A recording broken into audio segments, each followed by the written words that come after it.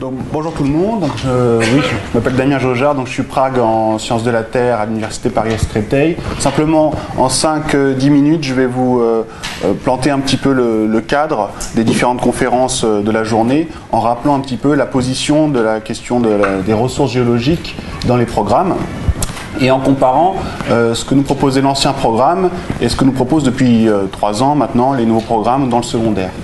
Alors, sur cette frise chronologique, vous voyez différents niveaux du secondaire, de la 6e à la terminale, où on retrouvait dans les anciens programmes la question des ressources en 5e, surtout autour des matériaux de construction, et puis de l'évolution des paysages liés à l'exploitation des ressources par l'homme. Et puis, en première ES, c'était un choix possible, c'était la question de l'eau, une ressource fragile.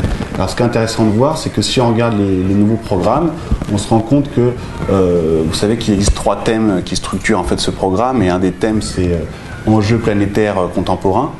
Et au sein de ces thèmes, on a quelque part un retour, en tout cas, ou un renforcement de la question des ressources.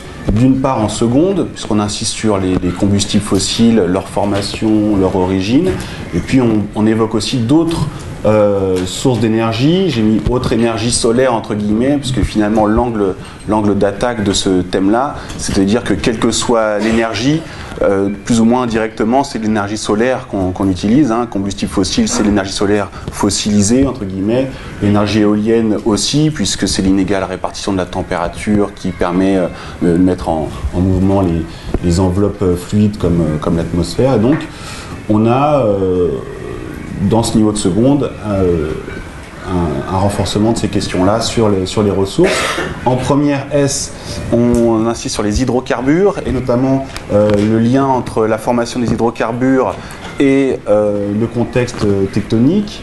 On parle aussi de ressources à l'échelle locale. Là, j'ai mis par exemple le gypse, du gypse qu'on peut trouver dans le bassin de Paris. Comment une ressource locale, je peux interpréter sa présence en termes de scénario tectonique, comment faire le lien avec le contexte géodynamique, puisque dans ce niveau-là aussi, en première S, je vous rappelle qu'il y a l'histoire de la tectonique des plaques, et donc ça correspond à un cadre conceptuel dans lequel je vais pouvoir intégrer les ressources utilisables par l'homme. Et puis en terminale, on a un volet sur la géothermie. Cette fois-ci, c'est plus l'énergie solaire, mais ça va être l'énergie interne de la Terre qui va être utilisée par l'homme.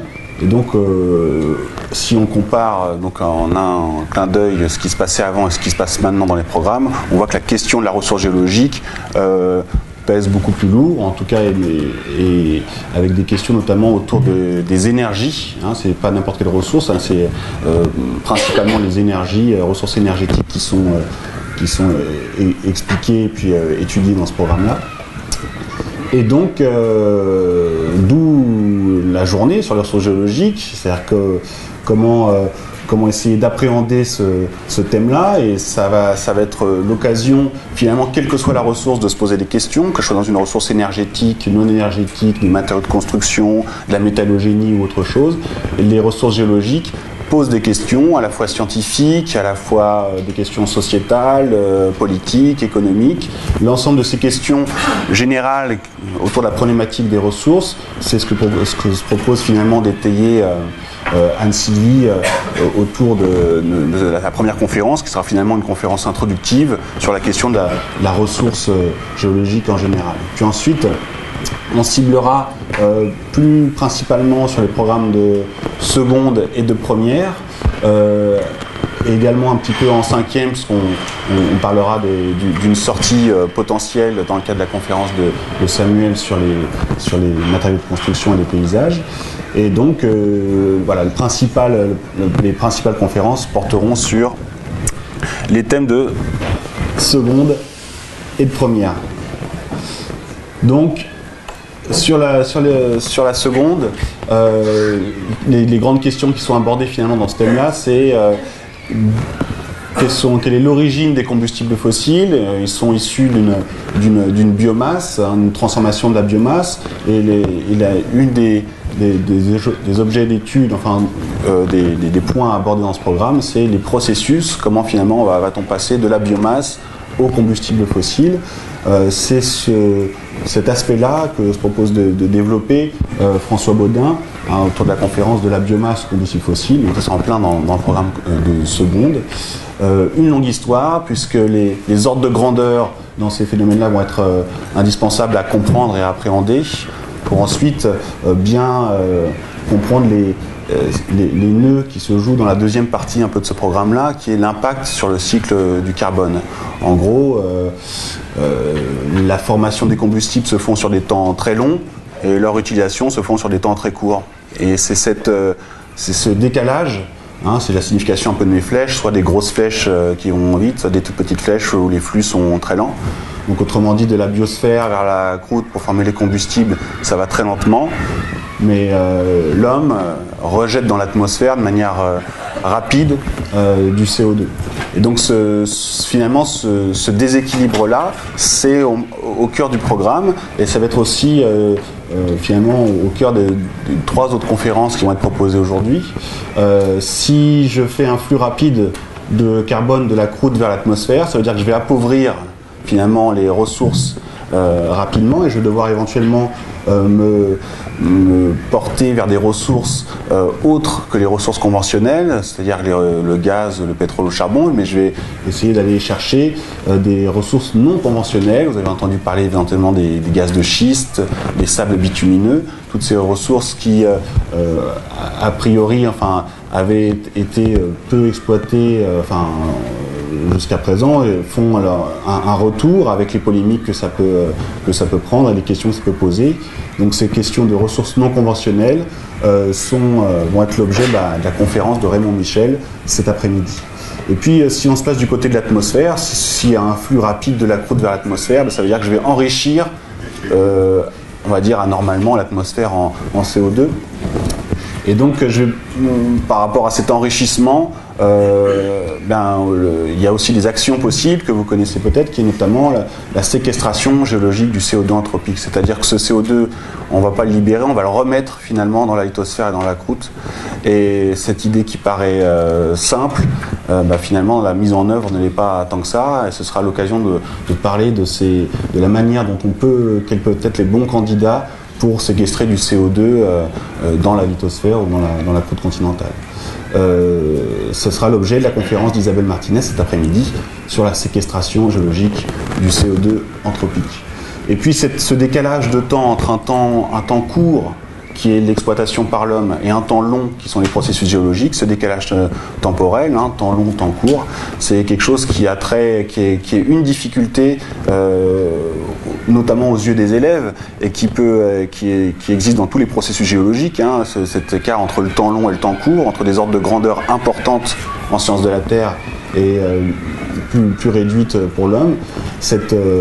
Donc cet écart-là peut être source de difficultés. Cette étude de ressources géologiques est difficile à faire de temps, d'espace et d'homme, avec un décalage donc justement d'échelle de temps qui n'est pas du tout celui de l'homme et notamment des élèves. Donc en quoi ce thème-là peut aboutir à certaines difficultés et comment essayer de gérer ces difficultés-là. C'est autour de cette conférence que j'ai mis en bleu, parce que c'est une conférence qui est non scientifique au sens géologique du terme, mais qui sera un éclairage didactique sur ces questions-là, par Denise Orange et Christian Orange. En première S, le lien qui est à faire, c'est le lien entre tectonique des plaques et recherche d'hydrocarbures. Et précisément dans ce programme-là, quand on le lit, on voit que l'accent est mis sur les marches passives, sur cet environnement-là, ce contexte particulier. En quoi les marches passives sont finalement de bons bassins sédimentaires qui peuvent potentiellement accueillir une grande quantité de matière organique et donc être des bons gisements. C'est une question qui trouvera sa réponse dans la conférence de Laurie Barrier, qui a été composée à 4 mains avec Olivier Brouck, tectonique des plaques et recherche d'hydrocarbures, l'exemple des marches passives, on est en plein dans ce programme-là. En quoi est-ce un bon bassin sédimentaire qui permettra de donner des gisements de qualité, et est-ce finalement le contexte, est-ce finalement le meilleur contexte possible qu'on puisse avoir pour former ces ressources. Autre aspect dans le programme de première S, le lien entre une ressource locale et la tectonique des plaques. Par exemple, dans le bassin de la Limagne, ce sera l'exemple qui sera traité par Samuel Perron. Dans le bassin de la Limagne, vous connaissez peut-être le puits de la Poix, où on retrouve, enfin, vous en parlera de manière précise, on retrouve des hydrocarbures qui arrivent directement en surface. Donc, comment l'existence de ce type de ressources peut être mis en lien avec un contexte géodynamique, ici par exemple le phénomène de rifting. C'est le lien entre les deux qui est à travailler en première. Peut-on le travailler dans le cadre d'une sortie de terrain? La réponse est oui. Et cette réponse, elle sera argumentée par la conférence de Samuel Perron, qui vous expliquera de quelle manière il a pu mettre en place ce type de sortie, notamment quel travail à faire en amont de la sortie et puis en aval également. Le programme de 5e, je vous l'ai dit aussi, sera abordé dans le sens où la question des ressources y est également posée, avec la question de l'exploitation et de la modification des paysages. L'exemple des buttes Chaumont, où une ancienne carrière de gypse a été réhabilitée. Les paysages ont été modifiés une première fois, puis une seconde fois par la main de l'homme. Et là encore, ce type d'aspect peut être vu à partir d'une sortie de terrain, et ce sont ces deux exemples qui seront traités par la conférence de Samuel, donc en fin d'après-midi, ce sera la séance de la journée.